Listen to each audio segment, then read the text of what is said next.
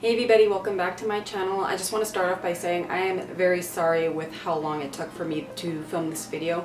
Long story short, what happened is that when I was on vacation, the SD card in my camera completely wiped out all the photos and footage I had, which included a film of this review. So I had to wait till I got back from my travels for my boyfriend to help me recover any of the files that I have lost. And what's unfortunate is that even though all my files have thankfully been recovered, the video files do not work. So I do have to record this all over again, but hopefully the second time around is going to be better than the first. So I am reviewing for you today the Ordinary Colors Serum Foundation. I have the color 2.0 YG. If you haven't heard already, The Ordinary has released a foundation line. And there are two types of foundation. So one's the serum one, which I have right here, and the other one is the coverage foundation. From what I've heard is that the only difference is the coverage. The serum foundation is supposed to offer up to moderate coverage, whereas the coverage foundation offers full coverage. But I also heard through the grapevine that there is a difference in the texture as well. I don't have the coverage foundation to compare it to, I only have the serum foundation, so let's just get right into it. Quick basic info for you. This foundation cost $6.70 for 30 mils. That is 1 ounce, and that is a very standard amount for any foundation you can purchase at the drugstore or at Sephora. Anything lower is considered, to some people, possibly a ripoff. Both in serum and coverage, there's a total of 21 shades, and they are divided in 3 categories, I believe. The first category is the shade range, so if you fall into the light, medium, or dark spectrum.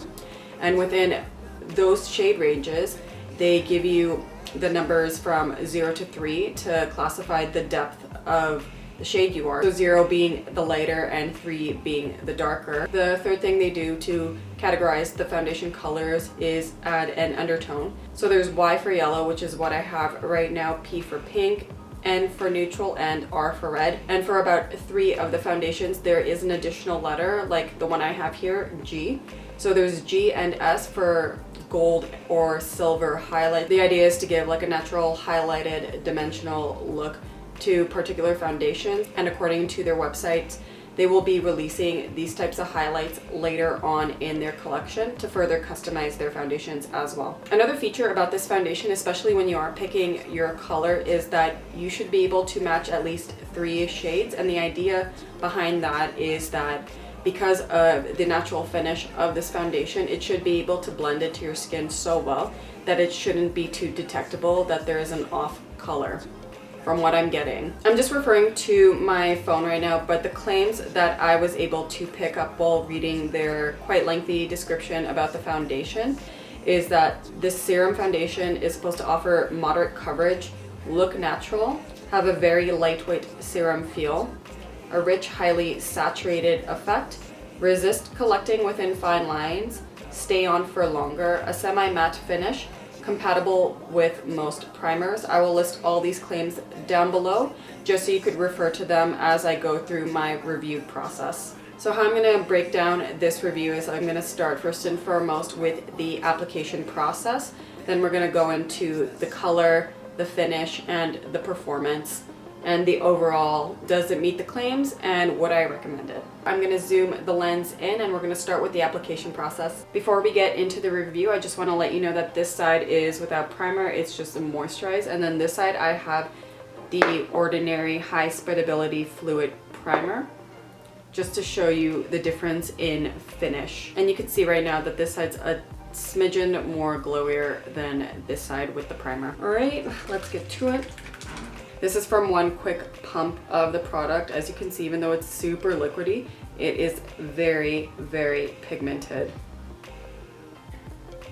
I found the best way to apply this foundation is with your fingers as indicated on the website, and obviously before you do so, you should shake up the product. And I just dispense it out in small squeezes like that. And I noticed that I don't need a full pump to cover my face, and I find 1 layer is enough to do the trick. When I apply multiple layers, it doesn't really do anything for me, so I just stick with the 1 layer. So I just dot it on my face like so, and just lightly blend with my fingers.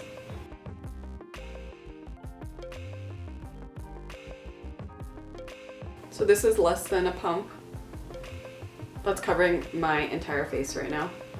And as you can see right away, it quickly diminished all the redness I had in my cheek area right here.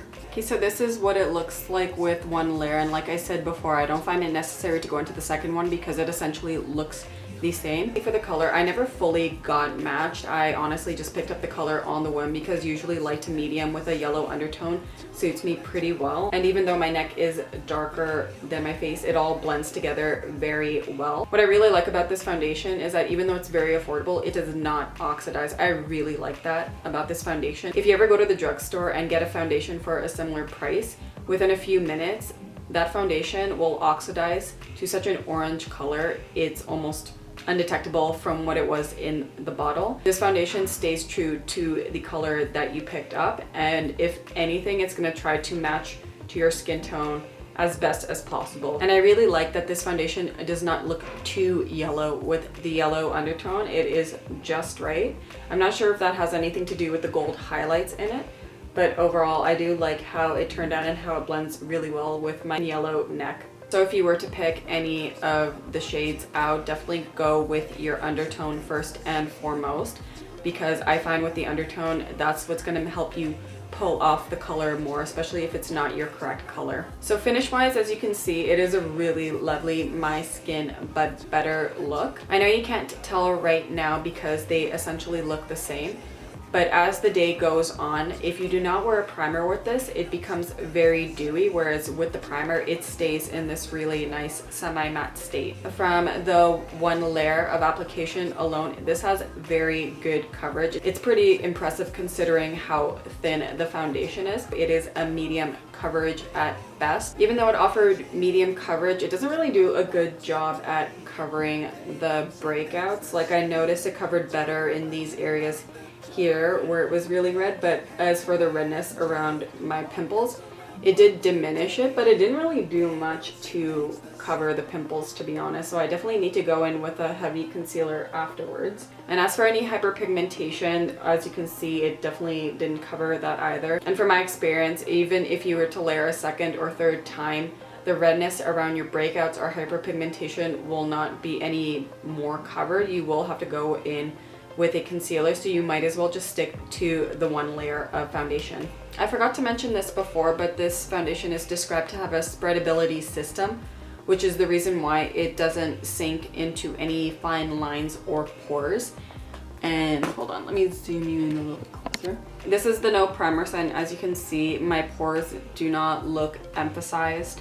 Anywhere in my dehydration line up there is pretty much not there right now. It's not too noticeable. And as you can see on the primer side, especially now that I've worn this for a little bit, this is keeping the semi-matte finish, whereas this one's going a little bit dewier. So in terms of performance, this foundation is actually quite long wearing even without the primer. Wearing this foundation for an entire work day or just from going out hanging downtown with my friends, this foundation does last quite a long time. Actually, the first time I wore this, it was a very rainy day. I didn't put any primer on. I did not set it with powder, a finishing spray. I just wore it on its own with a bit of blush and bronzer. And by the time I got to my friend's condo, by the end of the day, walking downtown, getting some mist on my face from the rain, I was surprised to see how nice and even toned my face still was. And it didn't look like the foundation patched up in any area of my face at all. As you wear throughout the day though, this foundation does get quite dewy on its own. If you wear it with the primer, it's completely fine, but on its own, it will get very dewy. And for this, I would say it's definitely not a friendly foundation for textured skin, because as we all know, anything that's dewy or highlighted, it's going to emphasize texture more. And that's exactly what it does with my enlarged pores, especially in this area right here. I have to say it makes me very self-conscious because at first you think you have a really nice smooth base, and by the end of the day, you just notice all your imperfections. So for a semi-matte serum foundation, this clings to dry patches. So around my nose, I have definitely noticed this happen, and even like the dry areas around my blemishes as well. So I'm kind of surprised that happened, because for a serum foundation, you think it would be like slightly bit more moisturizing. With the high spreadability fluid primer, the whole point of that primer is actually to make sure the foundation doesn't break down and patch up in certain areas and also cling to your dry patches. So I noticed when I wear the primer, it's less likely for the dry patches to happen. In the areas I just mentioned, it may happen, but it's less likely. Another thing I have noticed with this foundation, especially if you are dry skin and sensitive to the climate around you, your face is going to dry up. I noticed my face drying up immediately the moment the weather got a bit colder after a warm spell that we had here in Toronto, and this foundation felt very uncomfortable to wear. Like I had to stop wearing it for a few days because every time I put it on, I just felt tightness on my face, and I didn't even apply any powder or anything. It's just the foundation on its own. And that's another thing I forgot to mention with application. I never ever wear this foundation with powder, and again, especially if you are dry skin, do not do it. Like the moment I put powder on my face, it just like sucks out all the moisture, and that area where you apply powder looks very cakey. So I definitely say do not wear powder with this foundation. It gets uncomfortable real fast. If you're worried about how this foundation is going to perform with other products such as blush, bronzer, highlight, stuff like that, it works very well. As you can see here, I applied a little bit of blush and there's no patchiness to it or chunkiness. It just glided on very well without me having to set it. I'm just gonna finish my makeup and zoom back out. All right, I finished up my makeup. I'm just gonna run through the claims really quickly and give my final thoughts on this foundation. Moderate coverage, yes. Looks natural, yes. Very lightweight serum feel, yes. Rich, highly saturated effect. I feel like that ties in with the moderate coverage, so yes. Resist collecting within fine lines, or in my case, enlarged pores, yes. Stay on for a long time, so long-lasting finish, yes. A semi-matte finish, for the most part, yes. And compatible with most primers, especially with the ordinary ones, yes. Overall, this foundation does do what it says it does. I mean, like for $6.70 and 21 shades, that's pretty good. And I would definitely recommend this to anyone that is looking for an affordable foundation, and especially if you have a hard time finding your undertone. For me personally, going to the drugstore, I can barely ever find any yellow undertone foundations. Everything pretty much turns pink on me or orange. So this line's perfect for the price point, the color, and no oxidizing at all. I would say though, if you're oily skinned, you might as well just move on from this foundation. Try the coverage foundation instead, because this gets progressively dewy throughout the day, and sure, you can powder it down, set it, but why would you want to work so hard for a foundation when you could just get the other $6.70 product anyways that might perform better, which is what I heard, by the way. The coverage foundation is supposed to be better. If you are dry skinned, I'd say either moisturize really well or get a facial mist to spray on throughout the day, because I've only been wearing this foundation for 15 minutes and my face already feels very dry. No, it's not from the lights in here. Trust me, when I'm at work or out downtown with my friends, I felt it almost immediately after application, no matter how much moisturizer I applied to my face. After testing out this product for a month and reviewing it for you guys, I have to say I'm not going to keep this foundation and I'm not going to continue using it. The dryness is really what's getting to me right now. It's pretty unbearable and very uncomforting throughout the day, and I just feel like I'm dousing my face in facial mist all the time.